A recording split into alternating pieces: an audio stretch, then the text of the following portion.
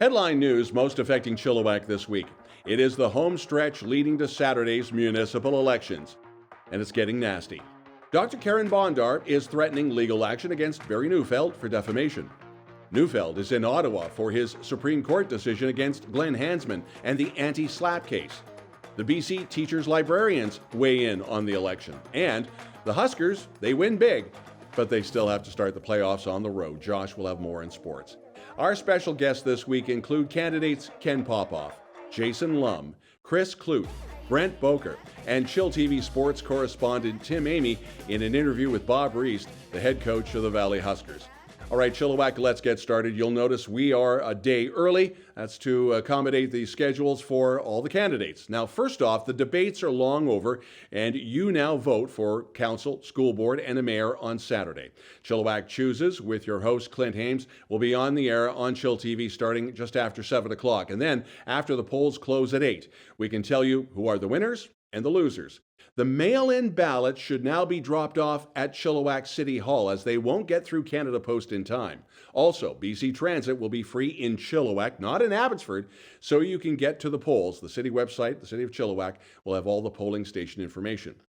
This week, the Supreme Court of Canada was hearing the case between trustee Barry Neufeld and former BCTF President Glen Hansman. And now this is where it gets kind of complicated. In 2017, Mr. Neufeld made negative comments and criticisms about the implementation of the SOGI 123 materials, which were posted on his Facebook page. His comments attracted significant criticism and media attention. Mr. Hansman was interviewed about Mr. Neufeld's post. Mr. Neufeld alleged that Hansman defamed him in the interview and subsequent statements that were broadcast and published in the press and online. So Mr. Neufeld filed a defamation action against Mr. Hansman, identifying 11 specific publications in which Glen Hansman allegedly defamed Mr. Neufeld, and that promoted hatred, and it was discriminatory against gay and transgender students, acted with malice, and presented a safety risk to students. So Mr. Hansman applied to have Mr. Neufeld's application dismissed in BC court. The application judge granted the motion and dismissed the defamation action. That was overturned on appeal, so now here we are in the Supreme Court of Canada. I know it's complicated. Meanwhile, Dr. Carin Bondar has threatened legal action against Barry Neufeld for defamation of character. In a September interview on Action for Canada's Power Hour, Neufeld called Bondar, and I quote, a striptease artist. This was in reference to Carin Bondar's 2014 education video on evolution. Bondar was performing a parody of the Miley Cyrus hit Wrecking Ball. Now, we did receive a response for comment from Barry Neufeld. He said, quote, educational leadership, question mark, and then posted the parody video. We have contacted Mr. Neufeld's attorney for comment, he said, and again I quote, as far as I know, no claim has been filed, and from what I see of the underlying facts as set out in the Chilliwack Progress and in the letter from Ms. Bondar's lawyer, I would be surprised if legal proceedings are instigated. So here's a clip from Bondar's YouTube video explaining why she wishes to take legal action. Hey Chilliwack, it is Tuesday, October the 11th, and I am Carin Bondar. I'm coming to you today with a statement that I really would prefer not to have to make. I am suing Barry Neufeld for defamation of character. In order to uphold democracy, one must stand up to the powers that seek to destroy it. Mr. Neufeld and I are two of the candidates currently running for re-election in School District 33, Chilliwack. On Tuesday, September the 21st, Mr. Neufeld was a guest on Action for Canada's Empower Hour. During this interview, he referred to me as a striptease artist. I am not a striptease artist, nor have I ever been one. After terms as a city councillor and one as mayor, Ken Popov is hoping for a second term in the mayor's chair. Last week, he had a rather feisty exchange with fellow candidate Ian Carmichael right here on chillTV, and Popov is going to be joining chillTV for an interview later on in this show. He's been on council for 10 years. He is the chair of the FVRD, the former president of the Chamber of Commerce, and Jason Lum wants another term as city councillor. We'll have an interview with him in just a few minutes' time. Chris Klute is hoping for term number 3 as a Chilliwack City Councillor. Housing is one of his hot-button issues for his platform. We'll be talking with Chris Klute later in the show. As well, Brent Bowker is, a relative newcomer to local politics. And while he may not have the experience, he does have a few ideas, and he'll explain to us why he wants to run for Chilliwack City Council. And we'll have that conversation later in the show. There have been some eyebrows raised over candidate flyers that have been distributed in parts of the city. What caught the eye of the city of Chilliwack is that some of them were placed on government property, including mailboxes. Now, that is a no-no. Also, these flyers do not have the financial agent information that is a must from Elections BC. The city actually took out to a posting on social media which stated that, should you wish to complain about these flyers, address your concerns to Elections BC. Last week, the BC Teacher Librarians Association released their open letter on their views over SOGI 123 and the upcoming municipal election. Now, it was endorsed by Tammy Lee, the president of the BC TLA. Now, in a nutshell, and we're quoting, "In the face of recent attacks, TLs stand together in support of the SOGI curriculum. We condemn any attacks against individual TLs or school library collections."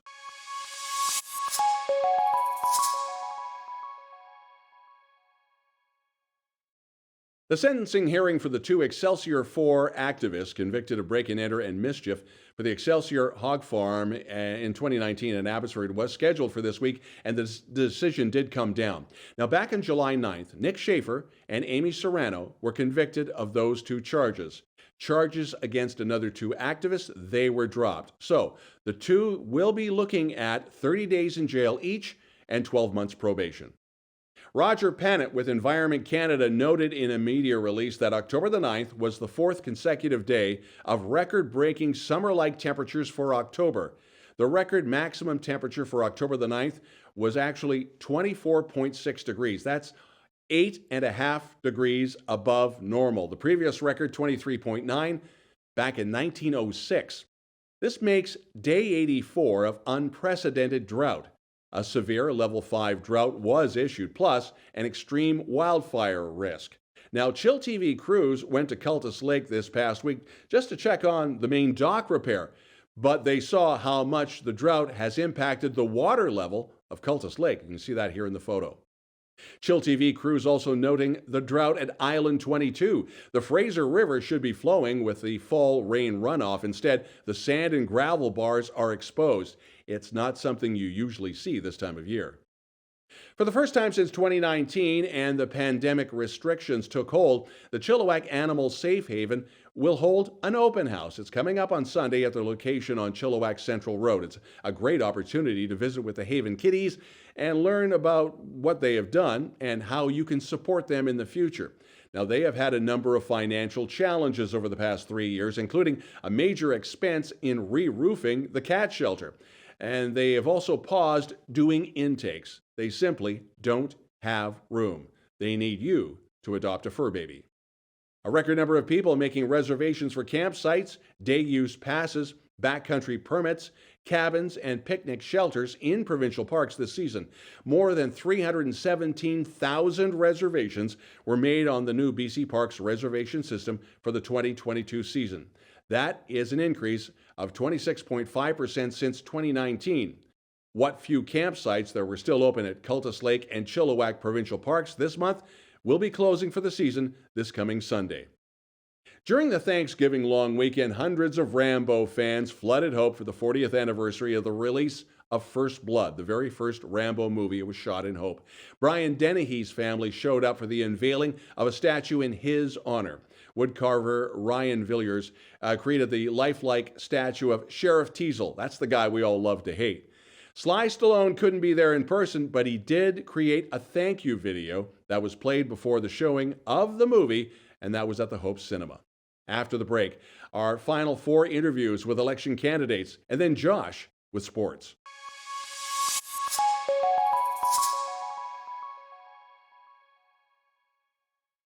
chillTV's News of the Week, continuing our conversations with the candidates, whether it's for mayor, it's for city council, or for Chilliwack school trustee. Incumbent Mayor Ken Popoff joining us. This is turning into an interesting campaign for everyone involved. One thing I do want to start off with, this week we had numbers come across from the province of British Columbia on homeless and overdose deaths, and the majority of those homeless who have died, sadly, are because of the tainted drug supply. I know this is something that you always keep a close eye on. It's part of your platform. Your comments. That's such a tough one, and I thought maybe we were going to give you a little bit of a softball to start off with, but no. The big issue with this is 80% of the deaths are in a house. So how do we get to those folks? Is it by education, collaboration, or just communicate? Do drugs with a friend? I don't know. And you hit the nail on the head where it is. It's provincial and it is federal to get some funding, to get some different strategies laid out where they keep trying almost the same old thing and actually hoping for a different result. Well, it's not going to happen. I keep advocating here in Chilliwack on the mental health side, where we need a complex care unit here. Like if somebody wants to get clean off the street and says, I'm ready to make a change, I got no place to take them, really. Yeah. So well, and that brings me to my next point is that just recently, Kinghaven in Abbotsford just turned 50. They've got a chunk of land. Puritanville's got a chunk of land. What do we have? Do we have room? I know we've just put up some supportive housing, but it's the space issue. Yeah, absolutely is. And Kinghaven, I've been in contact with those folks, and the development of their property could be something that we could tie into, but you're absolutely right. We have, our land base is locked in with the ALR and for us to expand.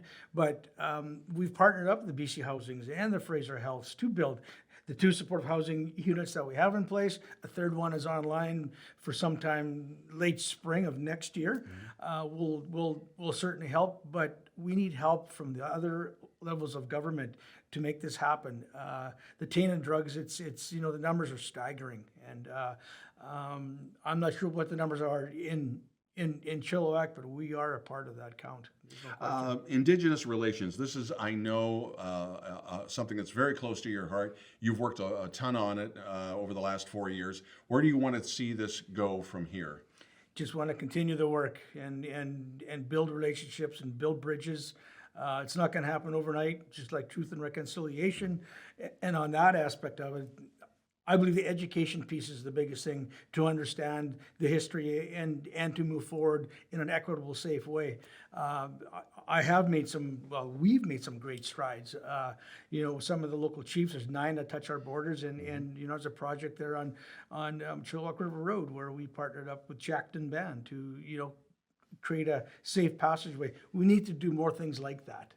They have a different funding stream where we could tap into or we have no access to. So to work with them and for more social housing, affordable housing, work with us on some kind of a complex care, actual facility, that would help.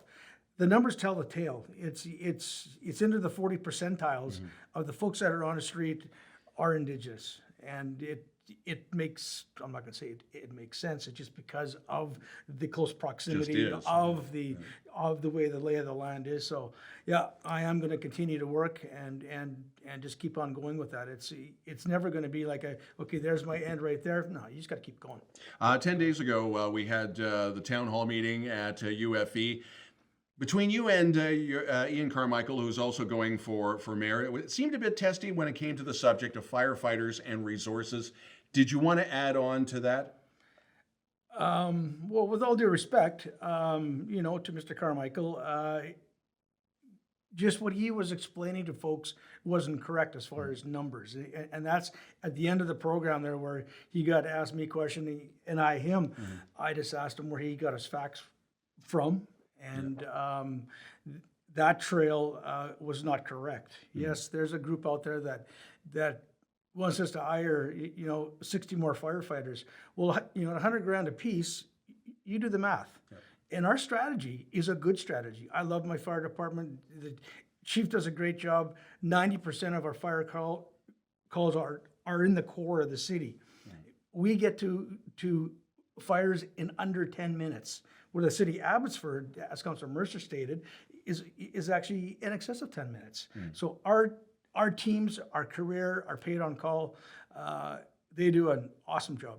Awesome job. Road work upgrades. Vetter is pretty much done. There's been the promontory. Yeah, there's been promontory. What is next that you want to see? Should after Saturday you are mayor re-elect? Well, I hope so. Yes, thank you for that, Don. You'll see the continuation of Press Road. That'll continue on, and that'll be done. We've finished acquiring the properties that were needed.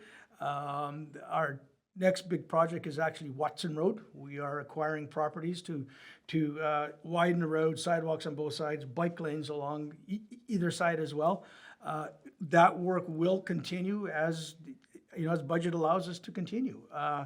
Last year, I'm sure we talked about that. We spent north of $15 million on major roadworks, and yeah, we ran into a little Mother Nature issue with 2 feet of rain, but we got her done. I feel that my hair's gone a few shades of grayer, but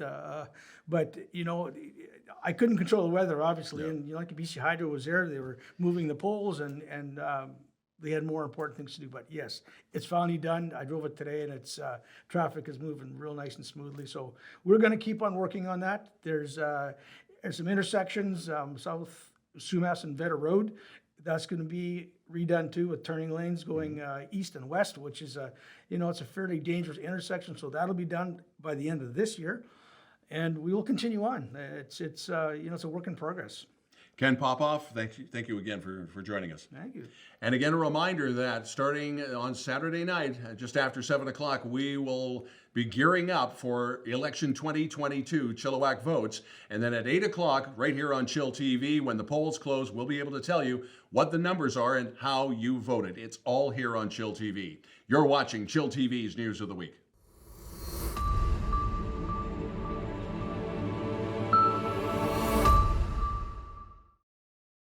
chillTV's News of the Week continues with our series talking to those that are running for either mayor, city council, or for school trustee in the municipal elections this year. Jason Lum running for yet another term on council. I've lost track. Is this 3 or 4 now? Is it? This will be number 4 if I'm successful. Now, in all seriousness, you do have a few things on your plate that you want to bring to the table should you get that 4th term. And I guess one of them is, I know you're really big on transportation, especially bike lanes. Yeah, absolutely. I mean, anytime we can get people out of single occupancy vehicles and out and on bike lanes in a safe way, that's accessible for all ages and all abilities, that's something I push for. So this has been a long time coming, and there's some big capital projects that are happening around the city in the next few years, and we've got a great opportunity to build some more active transportation into them. Not only as a city councilor, you are a chair with FVRD, where you've been with UBCM. You've seen the books over the years. How are we doing financially, and considering we've just gone through, or still going through a pandemic, and this city is growing by leaps and bounds? You want to bring in business, you want to bring in more people, but there's only so much room. Yeah, we are constrained obviously by our land base and the agricultural land reserve, and it makes it so we are compelled to build up, not out. And you know what? So you're seeing some smart densification across the city, obviously some big development happening downtown. That's the culmination of a lot of years of work. I think I was looking back, I ran into Pat Clark at one of the events, and thinking back to when her and former councillor Ken Huddema chaired the downtown land use planning, and I was at that time just a green Chilliwack Chamber of Commerce president, and was asked to join the downtown land use task force. That was back in 2008. So to see this kind of culminating in all the stuff that's happening at District 1881, and then all of the development that's happening in and around the downtown, it's super exciting. And but it's not quick work. It takes some time to do it right. Now, bills always have to be paid with projects like that and others. The tax base, Chilliwack's always prided themselves pay as you go. We have lower taxes than a lot of other communities. Is that sustainable, or are we going to have a rude wake up down the road? I don't think we're going to have a rude wake up. I think what we're going to have is we're going to have to evaluate based on the economic situation of the day, this next council, and should I be so lucky to sit on it, we'll have, I assume we'll have some challenging discussions around the table. It's give and take. You can't all fund all the things you want to all the time. You really have to look at it and respect the taxpayer, and I think the city of Chilliwack has historically done a very good job of that. We save before we spend. We put aside money for big capital projects, and we try and look down the road to see and anticipate the needs of a growing city and a growing population. And I think it's served us well. I mean, certainly I don't run into too many people these days that's very excited about carrying large debt loads with the way interest rates are going. So, and that being said, it's really important for each individual council to have the opportunity to sit down, to debate, to talk about it, and have discussions. And just because we've done something one way doesn't mean we're stuck in it in perpetuity. But certainly I think we've been well managed, a well-managed city. I'm very happy with the incumbents that I've worked with, and really just excited about the prospect of coming back for a fourth term. The other thing too, you're the kid from Yarrow. You're very proud of that. You have areas like Yarrow and Rosedale. Are they in danger of losing their small town feel because of this growth? You know what, Yarrow has some advantages when you look at it in terms of there will never be large multifamily residential development out there because of the servicing constraints. That being said, we're starting to see some lighter, more gentler density in terms of 2-lot splits. You still have minimum lot sizes in Yarrow because there's septic fields required. Of course, the land prices are still quite elevated, and so I think those types of things will always keep Yarrow and Rosedale as kind of more rural residential communities. It's important to have a mix of offerings across the city for different types of places for people to live. And some people want to live in more dense locations in an apartment or a townhome. They want to be right in the action. They want to be right close to amenities. Some people want a little bit bigger offering, a backyard and a place to kind of run around in. And so I like to think of the city as looking carefully across the whole community and looking at where those types of developments make sense. Yarrow has such a strong fabric in terms of volunteerism, in terms of folks who have been around the volunteer societies and the ratepayer societies for longer than I've been alive, for sure. And they've got ongoing events every year. Yarrow Days is one of the longest running small town community celebrations that happens. I mean, as we go forward, these things become, kind of almost endangered species because it's harder to keep the volunteers around the table. I can remember a time when we had, Ryder Lake Days was going strong. We had the dew worm races. You had Rosedale Days going, Greendale Days. A lot of the smaller little communities were still going. And I know some of them still are, Cultus Lake, that kind of thing.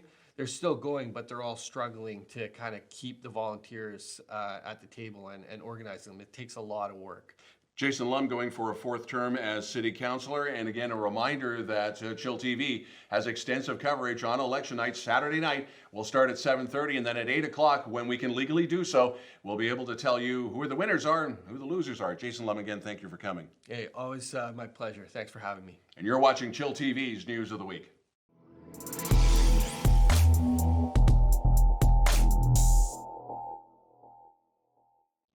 chillTV's News of the Week, continuing our conversations with the candidates as we lead into the 2022 municipal elections, whether you're running for mayor, for city council, or for school trustee. Chris Klute, an incumbent, you want to go for a second term as city councilor. You have an 8-point platform. One thing I do want to touch on, you are a farmer. Ag issues, definitely a big thing for you. Yeah, and to correct you, Don, it's my third term. Third term, I've, right. I've been there Third twice, term, right. and I'm looking for the opportunity to go for a third term. Yeah. In my day-to-day life, my wife and I have a dairy farm in East Chilliwack. I grew up on a dairy farm. Also did chickens for a number of years, but it's a farming community, and 1 in 5 jobs is directly connected with agriculture in our community, as well as 67% of the land base is agricultural land, and we want to make sure that land is off limits for any development other than farming development. And, the other communities, they struggle with looking at land for other development, whether it be industrial or commercial or residential, but we have to protect what we have, especially after last November's events. And we have to realize that food security is so important to feed our people. From that, something that I really have not heard much of in this campaign is agriculture tourism. Pro, con, are you caught in the middle? There's a place for it. I absolutely believe there's an advantage for ag tourism, and I think of here up on Ryder Lake, there's individuals who are doing the ag tourism in a really funky way. And I think there is a time and a place, and I think that there's been a few weeks back, it was in the Penticton area and through some of the vineyards, and it's fantastic, out biking and get the vineyards. And here we have so many opportunities with the Circle Farm tours, and a lot of people who are marketing their own products on their farms. There's lots of potential, and I think there is a place for it. Another, I don't know if it's a sore point for you, but transportation, and especially the corridor with the variable speed. I know you've harped on that. Is this a provincial thing? How much can the city say and get involved in? Because I know the cost is something that is a bit of a burr in your side. Yeah, I think it's pretty clear. I'm not a huge fan of the variable speed corridor. I don't think it has improved the corridor from here into Metro Vancouver, and I think that money could have been spent better. That being said, it is a provincial issue, and it's about relationships, working with our provincial partners. I brought it up with the federal minister when he was in Chilliwack on one occasion, and he said the money's there. It's up to the province to disperse it accordingly. We need to make sure that our MLAs who are part of the governing party realize that there is opportunities here. And I get it. I totally get it if the budgets and the funding isn't available. But and I mentioned it, and you might have covered it. There's a couple quick wins there. First of all, extend those on-ramps where a lot of the bottlenecks are happening, more so in 264th and some of those other areas, but even Press Road and Annis Road on any given afternoon at 5 o'clock, they're almost backing up onto the freeway. Yeah. When it comes to mental health and addictions, again, this is a big point for yourself, and I brought this up a number of times. Can Chilliwack, do we have the room for, say, something that Abbotsford has, which is Kinghaven and Peardenville? Do we have room for that, or are we have to look at other options? We'll do whatever we can to ensure that all these available programs are implemented if the Fraser Health and the province are willing partners on such a thing. Okay. And the homeless issue, I know we have a couple of other, I believe in February or March, we're going to have some more shelter space open up. Do we have room again to create more, or are we in a bottleneck? You know what? Again, should we be successful in having the provincial government support us in providing these necessary housing projects, we'll find the spots. We've got staff who can do a lot of the key hunting for different locations that may or may not work, and but we recognize that people living rough obviously need a room over or a roof over their heads. Yeah. Sorry. And just this past week, the province of British Columbia just released a statement saying that the majority of deaths of homeless are due to addiction. So there's the correlation there. Yeah, it's sad. First responders, public safety. The first responder issue came to light also with the chillTV debate we had with Louis DeJagger at UFE. Do you want to expound on that? Is it just firefighters or other first responders that you've got to wave the flag and say, look, we need more money? With any growing community, we recognize that our first responders need to be adequately staffed. And since I've been on council, and I've had that good fortune since 2014, at that point, we have a comprehensive municipal plan which allocates where we're going to be spending our money in the next 10 years. And when I joined council at that time, it was 2 police officers per year from 2014 to 2018 for an additional 8 officers. We were catching up to some of the growth, and in that term, we added 19 police officers. And in this past term from 2018 18 to 2022, we've added another 19, even though I believe there was only 8 projected. Same with our firefighters. We have to make sure in a growing community that we make sure they're adequately staffed. And in this past term, we've added 8 additional career firefighters as well as a training officer. We have lots of opportunity to continue to build the firefighters so that they have the tools they need. Chris Klute going for your 3rd term. Yes. I'll make sure you get that right. Thank you for joining us. No problem. Thanks for having me. And again, a reminder that starting at 7:30 Saturday night, we have our coverage of the 2022 municipal elections. And then after 8 o'clock, when the polls close, we'll tell you what the numbers are, if there's any surprises, or if it's status quo. And that's all here on chillTV. You're watching chillTV's News of the Week.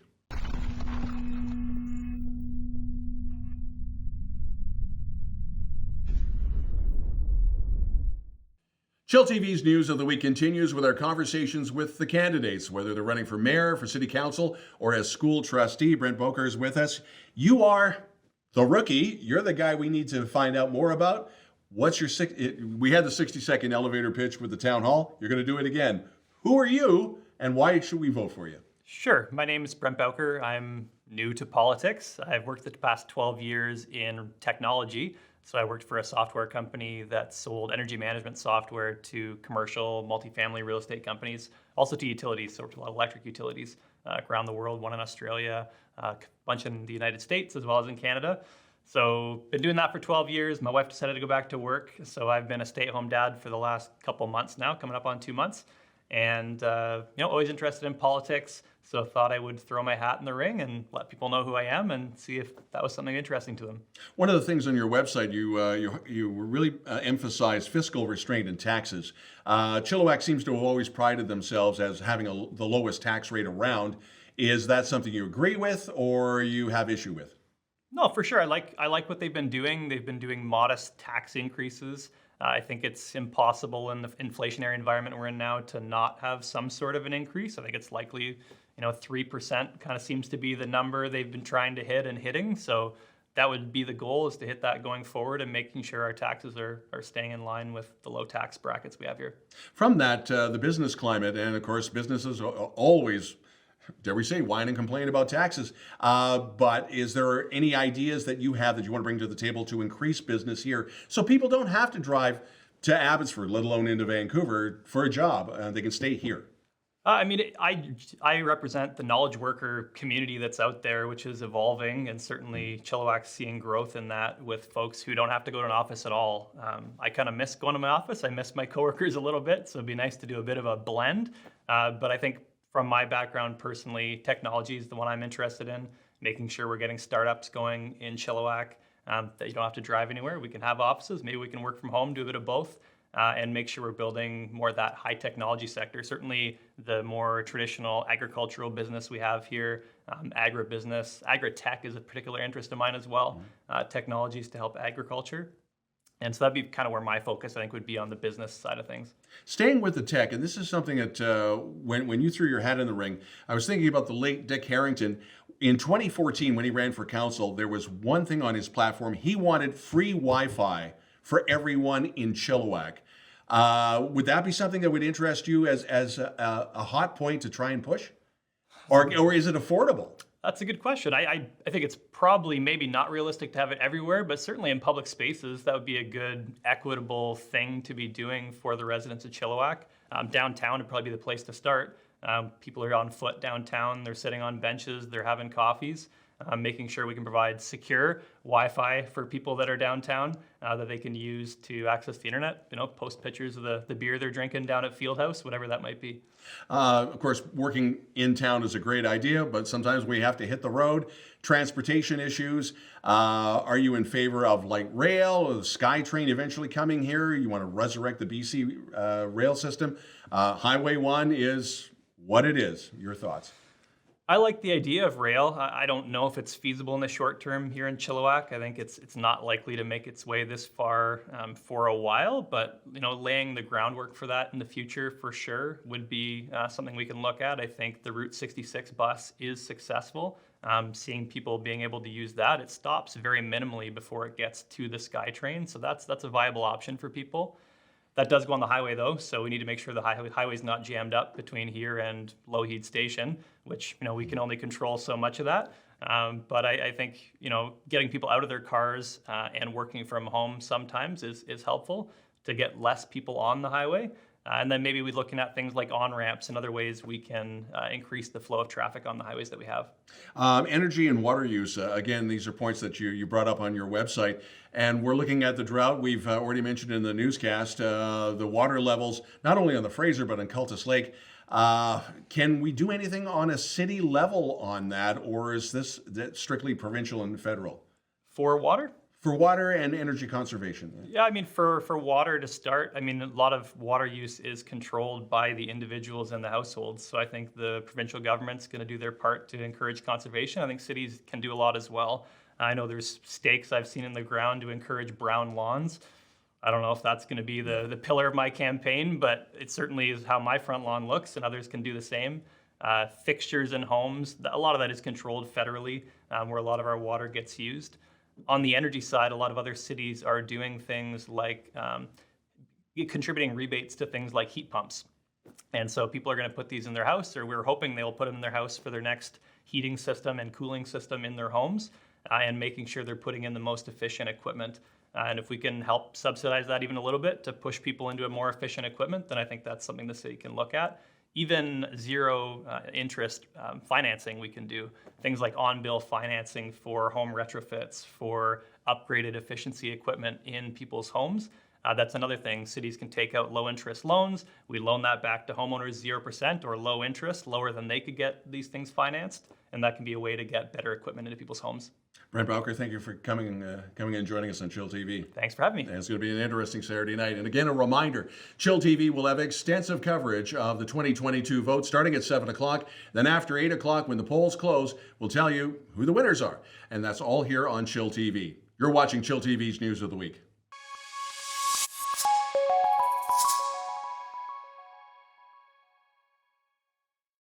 Hello? Hello? Are you still there? You made it? You made it through all the interviews. You're still watching. Fantastic. Believe it or not, there are still sports happening in spite of all this political drama. So let's just jump into it. As always, I'm Josh. Let's do this. A highlight on BC's trail racing calendar returns to Cultus Lake this Saturday with the 19th running of the Around the Lake, give or take 30 trail race. The annual trail race will see around 300 runners traverse approximately 30 kilometers around Cultus Lake, starting and finishing at Main Beach. This is an annual fundraiser for the Chilliwack Park Society, Vancouver Mountain Motorcycle Club, the Chilliwack Outdoor Club, and the Fraser Valley Mountain Bike Associations. Plus, there will be 2 $1,000 scholarships awarded to the Chilliwack School District students going into post-secondary studies. Very cool event. I think it's got a funny name, too. Let's go to football now, where I have got some good news and bad news about the Valley Huskers. Do we start with the good news? Okay, all right, let's do it. The Huskers wrapped up their regular season with a 5th straight home win, 32-29 over Kamloops at Exhibition Stadium. That's the good news. This is the bad news. The West Shore Rebels have more points for in their head-to-head meetings this season. Even though they're tied with the Huskers at 7-3 in terms of record, the Huskers are going to have to travel to the island to meet the Rebels in the BCFC semifinal this Sunday, October 16th at Starlight Stadium in Langford. If you have TELUS 1999 TV, you can watch the game live. But if not, you will have to subsist on this interview from our sports correspondent, Tim Amy, with the head coach of the Valley Huskers, Bob Reist. Welcome to Chill TV. Tim Amy here with Valley Huskers head coach Bob Reist. Bob, welcome to Chill. Thank you very much. Playoffs coming up this weekend. What's your approach? How you looking? We're just excited to be heading over and playing West Shore. You know, I think we got a very good opportunity to advance here. You know, we've done a good job the last years of building up the process to get to the point and continuing to be a playoff. But time to, you know, take the next step and win a playoff game and contend for a Cullen Cup. And certainly that's our intent and our approach going into this week.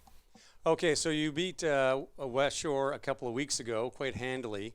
Is that a blessing or a curse? Do you get overconfident or do you get confident? I think it gives us a ton of confidence. You know, we lost to them quite handily earlier in the season, much earlier in week 2. So to do it late in the season, you know, when things are really on the line, was, I think, a good confidence boost. You know, knowing that, hey, we were in a fight to get this thing at home, and hey, we're got to be on the road now. So getting a confident win and really dominating that last game gives us a lot of confidence heading into this matchup. So what does it take to win just even one game in the playoffs? Like, how is it that much different than a regular season game?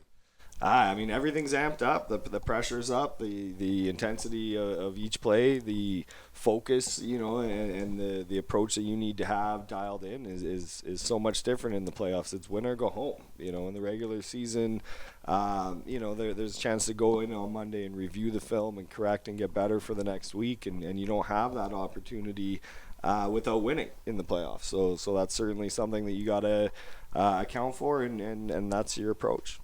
Thank you very much. Tim Amy, chillTV. Thank you so much, Bob, for joining the show, and thank you to Tim for conducting the interview. Great job to both of you. Let's stick with football, where after a disappointing loss last week at the hands of Vancouver College, the GW Graham Grizzlies came into their Week 2 matchup with the Abbotsford High School Panthers looking to make a statement. I would say mission accomplished, because while barely breaking a sweat, the Grizzlies absolutely obliterated their opposition 70-12 last Friday in what I'm sure was a very long night for the poor Panthers. So, a necessary bounce back for the Grizzlies, who are now 1-1 and will host the Kelowna Owls, who are also 1-1 at Exhibition Stadium on Friday afternoon at 4:30. The Sardis Falcons senior varsity football team will also be looking for a bounce back after a stinging 23-0 loss to Kelowna Secondary on the road in the Apple Bowl this past weekend. The Falcons are back home this week, taking on WJ Mowat Friday night at 7 p.m. at Exhibition Stadium. Former Vancouver Canucks and KHL player Jake Virtanen was released from his professional tryout by the Edmonton Oilers last week. Virtanen was trying to make a comeback after earlier this year he was found not guilty of sexual assault charges stemming from an incident in 2017. He was already let go by the Canucks in 2021 and his Russian team Spartak Moscow in March of this year. But after recording just 2 assists in 6 preseason games for the Oilers, there do not appear to be any other NHL teams interested in his services, and he remains unsigned at this time. The 2022-2023 BCHL Mainland Cup, presented by Search and Rescue Marketing, is officially underway after the first 2 weeks of games. The Chilliwack Chiefs are currently second in the standings, after a win against the Langley Rivermen and a close loss against the Surrey Eagles. The Chiefs take on Coquitlam Friday night at the Chilliwack Coliseum. As an aside, I totally remember watching the Surrey Eagles and the Chiefs battle when I was a kid. It seemed like there were line brawls every other minute. It was awesome. Loved those games. So go Chiefs. Good luck in the rest of the season. After the break, Don's coming up with the weekend weather. Good luck in the election, everyone.